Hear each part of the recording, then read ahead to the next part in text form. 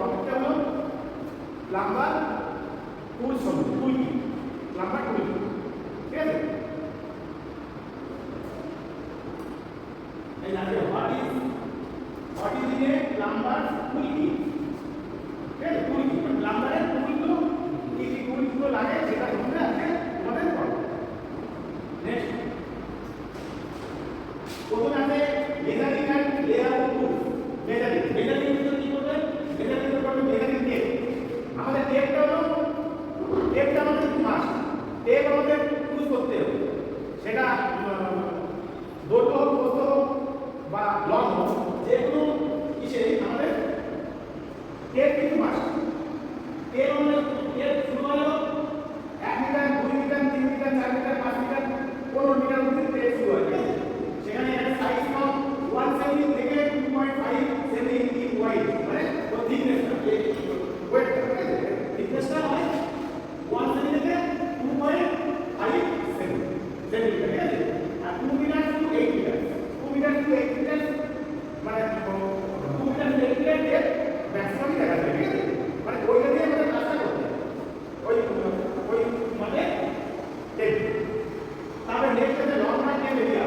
লম্বা টেপ মানে এইটা হলো মানে হোল, মানে নিচের দিকে, মানে সয়েল মাটির নিচের দিকে মেজারমেন্ট করার জন্য আমাদের এই লম্বা টেপ ব্যবহার করা হয়, ঠিক আছে? মানে ওটা মাটির নিচে, মানে এইটা উপরের দিকে, এটা হলো মাটির নিচে কতটা আমরা হোল করলাম বা কত করলাম সেটা মেজারমেন্টের জন্য আমাদের এই লম্বা টেপ ব্যবহার করা হয়। নেক্সট এরপর নেক্সট আসলো স্কয়ার। স্কয়ার হলো স্কয়ার সূত্র, ঠিক আছে? স্কয়ার যেটা এটা ডাই স্কয়ার হয়, ঠিক আছে? ডাই স্কয়ারের কাজ হলো কোনো কিছু, কোনো বড় ক্ষেত্র, কোনো আয়তক্ষেত্রকে কোণটাকে মেজারমেন্ট করার জন্য ইউজ করা হয়।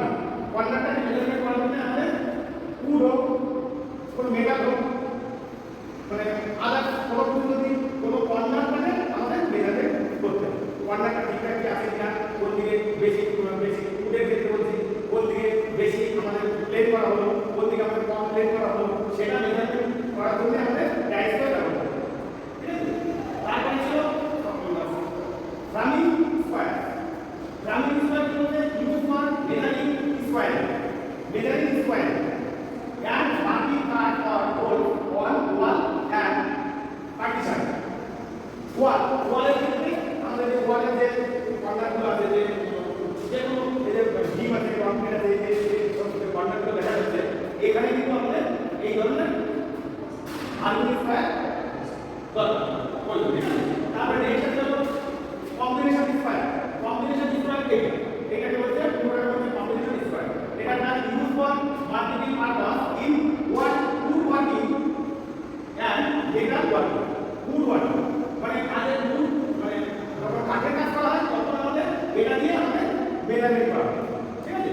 আর মেটালের ক্ষেত্রে ব্যবহার করা হয়, যেমন সিট মেটালগুলো আছে, সেটা কোণ, অ্যাঙ্গেল, কত সেমি, কত ইঞ্চি করে কাটা হবে, সেটাও এখানে উল্লেখ করা আছে। দেখো, ঠিক আছে? এটা হলো কম্বিনেশন স্কয়ার। এটা wood working এবং মেটাল ওয়ার্কিং এ ব্যবহার করা হয়। নেক্সট এরপর আছে লেআউট টুল। লেআউট টুল মানে সোয়াল কোনো কিছু, মানে কোনো কিছু লেইং করা আছে সেটা টুল। যেমন লেভেলের ভিতরে কি, যেমন লেভেলের ভিতরে মানে স্পিড লেভেল, প্লাম্ব, ঠিক আছে? এই লেভেলের ভিতরে এই টুল use determine if something is horizontal level or vertical level.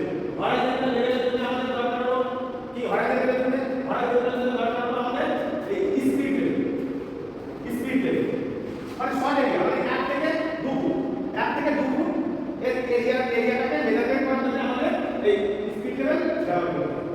তারপর ভার্টিক্যালের জন্য আমাদের নাম হলো প্লাম্বটা কি, প্লাম্বটা হলো বাংলায় বলে যেটাকে কোলন, নাটকগুলো যেটা থাকে ওটাকে বলে কোলন, ঠিক আছে? এই প্লাম্বটা হলো ভার্টিক্যাল মেজারমেন্ট করার জন্য ইউজ করা হয়।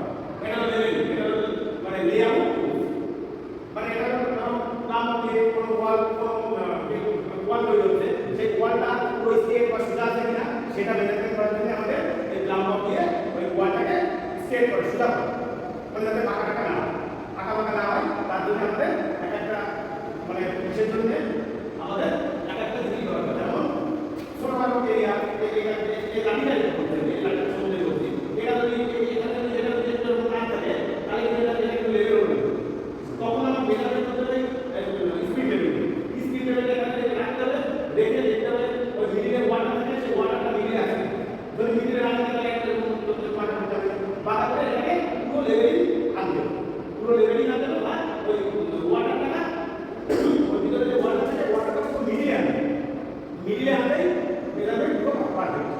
ঠিক আছে, যেমন যেরকম এই প্লাম্বারের ক্ষেত্রে ধরে একটা ওয়াল রাখছি, এখানে একটা ওয়াল রাখলাম, এই ওয়ালটা যদি প্লাম্বার দিয়ে এই সাইডে যদি প্লাম্বারটা না দেওয়া হয় তাহলে কিন্তু ওয়ালটা বেরিয়ে যাবে, এরকম বেরিয়ে যাবে, এরকম বেরিয়ে যাবে, আবার একটুখানি বেরিয়ে যাবে, আবার এদিকে ঢুকে যাবে।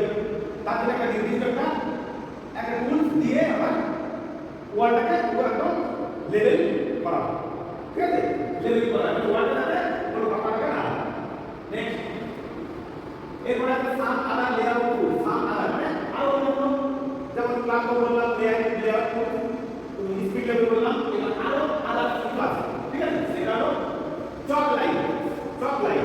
ঠিক আছে, এটা কাজ হলো marking tool with a string coated with chalk use to lay out stain line, মানে চকের কাছে যেটা লাইন লাইন ওটা মার্কিং করা, মার্কিং মানে চক দিয়ে সেটাকে মার্কিং করতে হবে, মানে আমরা ওখানে বলে দিয়ে করতে পারি আমরা চক দেবো, চক দিয়েও আমরা লাইন করতে পারি, কোনো মেজারমেন্ট করতে পারি, ধরো একটা রুমের একটা চক দিয়ে আমরা করতে পারি, একটা রুম তৈরি হবে সেই রুমের আমি চক দিয়ে পুরো লাইনটা আমি করতে পারি, করে একটা প্লান হবে সেই প্লানটা আমি মেজারমেন্ট করতে পারি এই চক দিয়ে একে করতে পারি। ঠিক আছে, তারপরে প্লান হবে, প্লান কথা বললাম is there in the way that the team when the line is arrow to hand freely it shows an exact vertical line, vertical line আমাদের প্লাম্বার ইউজ করবে vertical line। ঠিক আছে, vertical এটা আর horizontal line। ঠিক আছে, তাহলে next আছে কম্পাশন divider, কম্পাশন divider মানে কি সবাই কম্পাশন ডিভাইডার এটা কম্পাশন জাতীয় কনসেপ্ট থাকে যারা জাতীয় কনসেপ্ট করেছে সবাই ইউজ করে তো এটাকে ডিভাইডার না কম্পাশন divider কম্পাশন that like those in your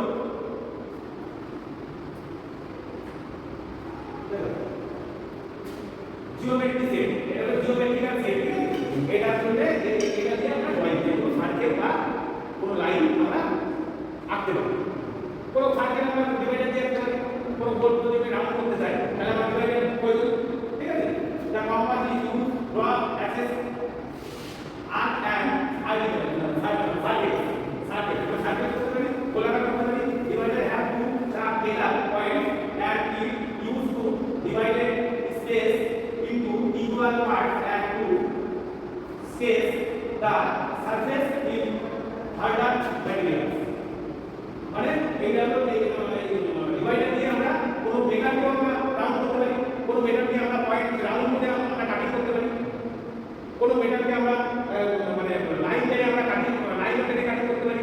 ধর একটু বাড়তি হয়েছে সেই মেটালটা আমি লাইন করে দিলাম, লাইন করে দিয়ে বাড়তি আমি এই ডিভাইডারের সাথে মার্কিং করলাম, তারপর ডিভাইডারের সাথে আমরা অ্যাক্সেলারেটরের সাথে মানে মার্কিং এর ক্ষেত্রেও ব্যবহার করা। ঠিক আছে, এই ডিভাইডার বা কম্পাস। নেক্সট হলো এটা স, স মানে পাড়া এটা দিয়ে কাটিং করা, যেমন টু ওয়ার্কিংয়ের জন্য টু কাটার জন্য আমাদের লাগবে হলো হ্যান্ড স।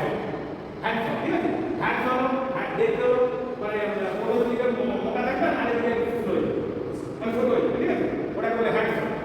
আর স ভিতরে ভাগ আছে, এটা হলো জিগ স, এটা হলো সাবে স বা জিগ স, এইটা। ঠিক আছে, এইটা হলো an electric saw use to cut opening in most soft material, মানে এই ইলেকট্রিক সকে মোস্ট অফ সফট ম্যাটেরিয়াল গুলো কাটিং করা হয় ইলেকট্রিক সকে। ঠিক আছে, এটা ইলেকট্রিক সক, এটা ইলেকট্রিক সক। ঠিক আছে, তারপর আছে এইটা হলো মানে কোনো নকশা করতে গেলে এই ধরনের স আমাদের ব্যবহার করতে হবে। ঠিক আছে, এইটা হলো রেসিপ্রোকেটিং স, saw, ঠিক আছে?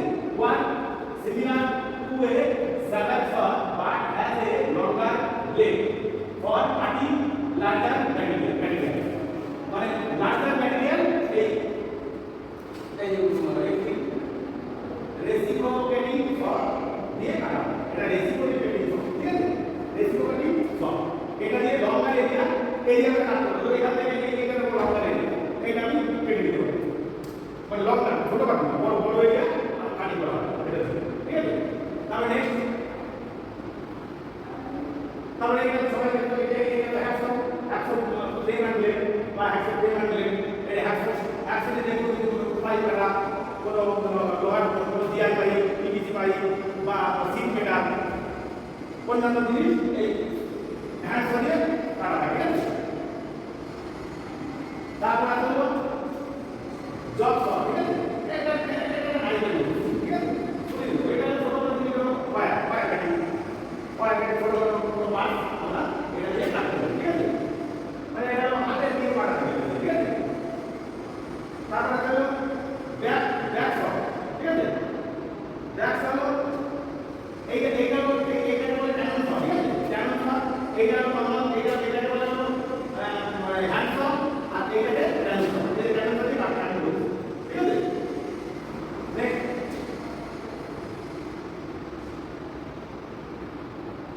তারপরে নেক্সট হলো ফাইলের কাজ কি? কোন বাড়তি কিছু থাকলে কোনো ফাইলের বাড়তি কিছু থাকলে সেটাকে আমরা ফাইলের সাথে আমরা রিমুভ করি।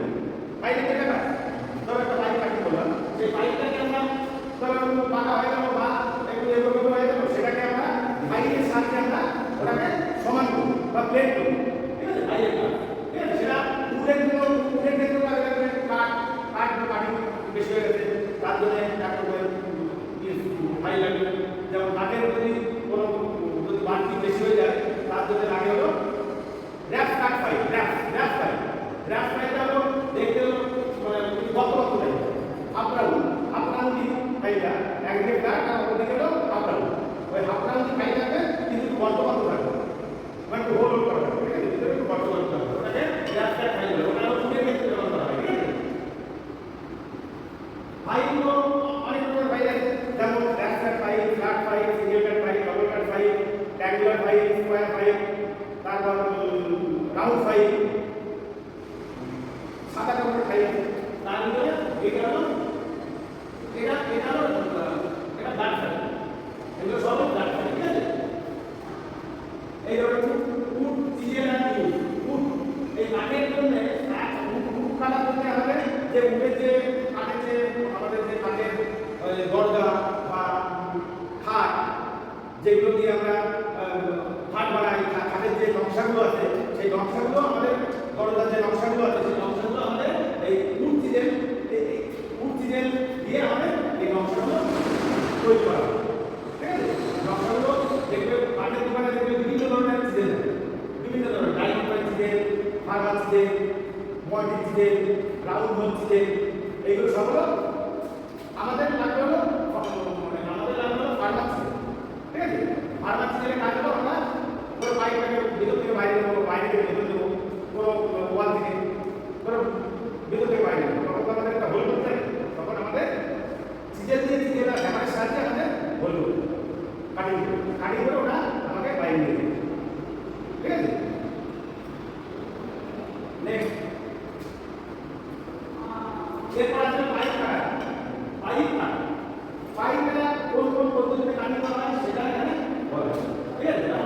এই যে এটা যেমন এটা কিন্তু কাজ করতেছে, এটা দেখা যাচ্ছে পুরো পাইপ কাটিং করে পিভিসি দিয়ে পাইপ কাটিং করে, ঠিক আছে? তাই এইটা হলো জেনারেলি সবটাই ব্যবহার করা হয়, ঠিক আছে?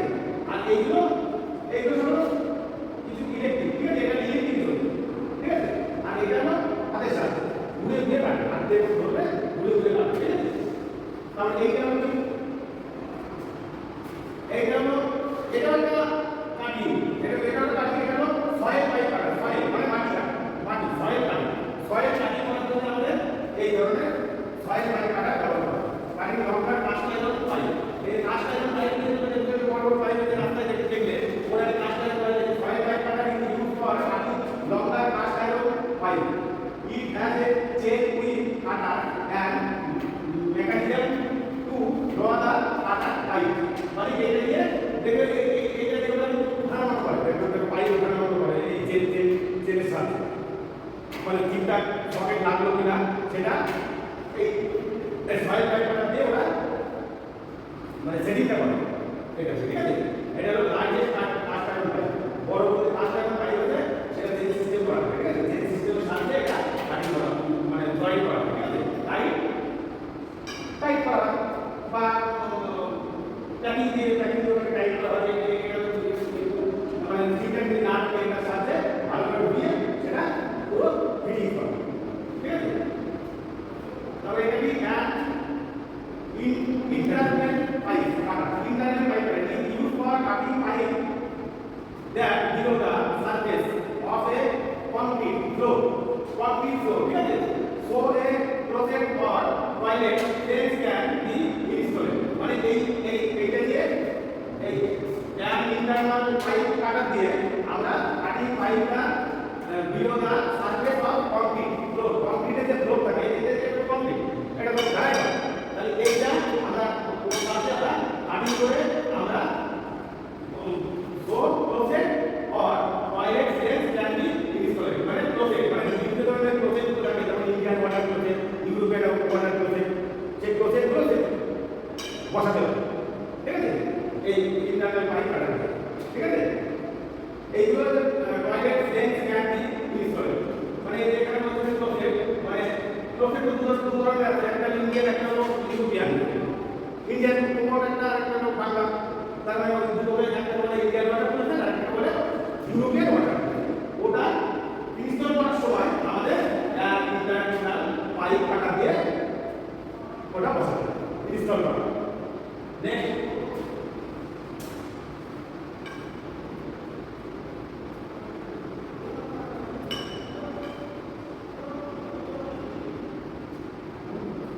এরপরে আছে কি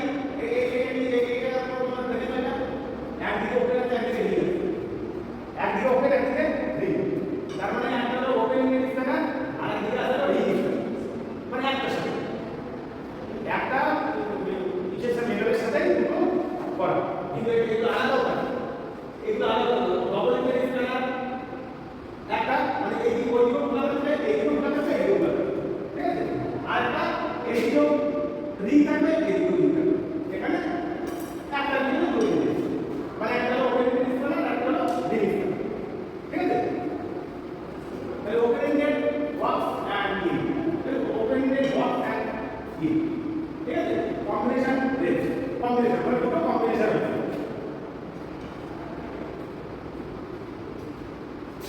তাহলে এই রেঞ্জের কম্বিনেশন রেঞ্জের কাজটা কি কোনো নাটকে আমরা টাইট ইউজ করা বুঝতে ব্যবহার করা টাইট বুঝে ঠিক আছে তারপরে আসলে নেক্সট আছে হলো অ্যাডজাস্টেবল রেঞ্জ অ্যাডজাস্টেবল রেঞ্জ হলো এটা যেটাকে আমরা বাংলায় বলি স্লাইড রেঞ্জ ওটা একটা স্লাইড রেঞ্জ স্লাইড এতে লাগে কি স্লাইড রেঞ্জ এটা আমরা শর্টকাটে স্লাইড রেঞ্জ কিন্তু এর অরিজিনাল এই টেকনিক্যাল নাম হলো অ্যাডজাস্টেবল রেঞ্জ অ্যাডজাস্টেবল রেঞ্জ বা স্লাইড রেঞ্জ মানে এই স্লাইড রেঞ্জের কাজ হলো আমরা মানে ছোট থেকে বড় যে কোনো ভাবে না কাটা বুঝতে পারি এবং মানে আটকাতে পারি কিন্তু এই মানে বল সিস্টেম বা ইংলিশরা এটার সাথে কিন্তু নির্দিষ্ট একটা মাপ দেওয়া সেই মাপে আমরা শুনতে পারবো তাছাড়া যদি ছোট হয় তাহলে রেখে দেওয়া হবে কিন্তু অ্যাডজাস্টেবল কি আমরা মানে ছোট থেকে বড় যতটা বড় রাখবে রেঞ্জের উপর নির্ভর করবে সেটা কত বড়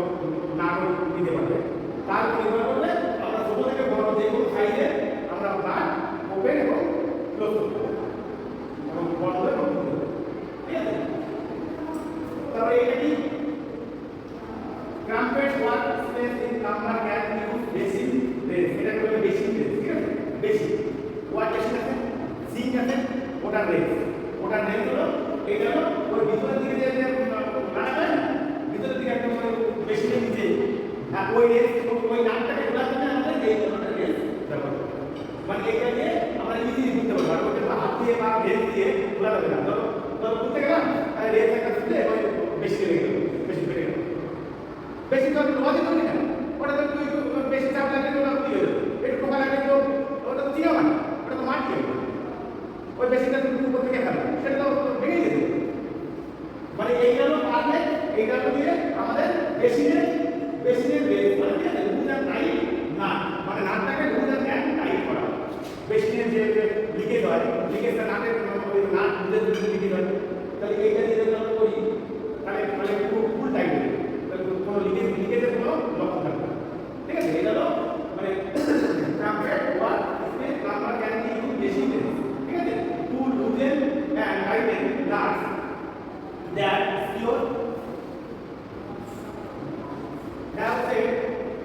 and other plumbing to ventilations, kitchen or counter or sink. এইগুলো সবকিছু আমরা এই মানে রেঞ্জ দিয়ে বেশি রেঞ্জ দিয়ে আমরা